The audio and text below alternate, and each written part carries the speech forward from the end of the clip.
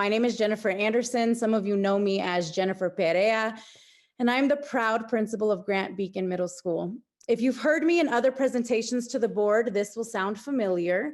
That's because it's what drives me in my everyday work. I have worked for this district for 13 years as a teacher, a senior team lead, and assistant principal, and now as a principal. I'm also a DPS kid, so go North High Vikings. And everyone who knows me knows that when I was a teacher, I was a DCTA union rep for 7 years. The woman I coined as my mother was the vice president of DCTA. I served as the board of Far Northeast directors for DCTA, and I ran for secretary of DCTA. I say all this to state very clearly that I'm not against DCTA and I'm not against educators' rights, but I am, and I am in favor of innovation. These beliefs should not be at odds with one another.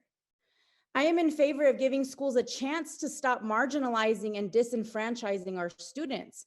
I am in favor of critiquing the executive limitations, which asks us to standardize education when everything we know to be true says that our BIPOC students suffer the most when we fail to dismantle these historically oppressive structures. Innovation gives us the opportunity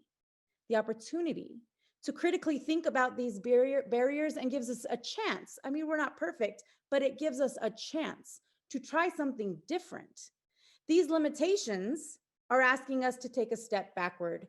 I think Sir Ken Robinson says it best when he says, the problem with current processes of educational reform is that we are trying to tackle the future by doing what we did in the past, and we are alienating millions of kids in the process.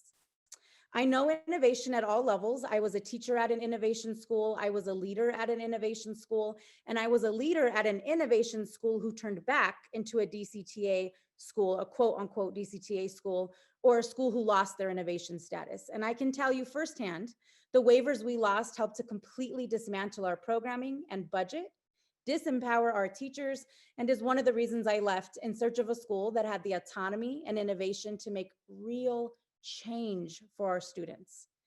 I have happily landed in the Beacon Network, which is part of an innovation zone. We have Grant Beacon and Kepner Beacon.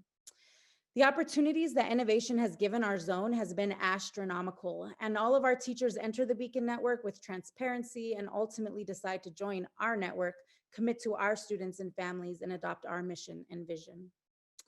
The executive limitations would ultimately force us to reorganize our entire decision-making structure, would limit the amount of stipends we give to teaching and non-teaching staff, including paras and deans, would force us to dismantle our enrichment programming, which our students love, and would force us to lose our autonomy over our calendar, in which we strategically use our calendar to grade interims, to create action plans for students, and to benefit our teachers by building in data teams, professional development, staff meetings, department meetings, etc.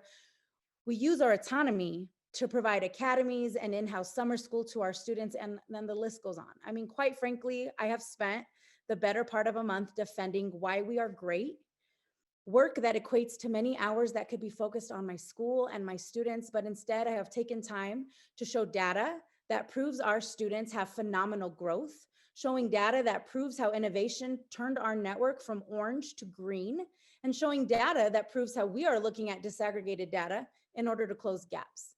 But in all honesty, I still have yet to hear how the data surrounding these executive limitations will benefit students. In addition, the process for introducing these executive limitations has been very confusing, not transparent, leaving people to question the intention or validity of the executive limitations and causing divide. I don't know how the executive limitations were allowed to proceed when the process has been so undemocratic, but what I do know is this: we as an innovation network do have a process that requires a vote from all of my staff, a process that includes hearing the voices of teachers, and a process that happens every 3 years. And I want to make it clear that I do believe in educator rights. My husband, William Anderson, was a teacher in this district for 14 years. My mother, a teacher in this district for 30 years, and myself, a teacher in the 7 out of the 13 years in this district.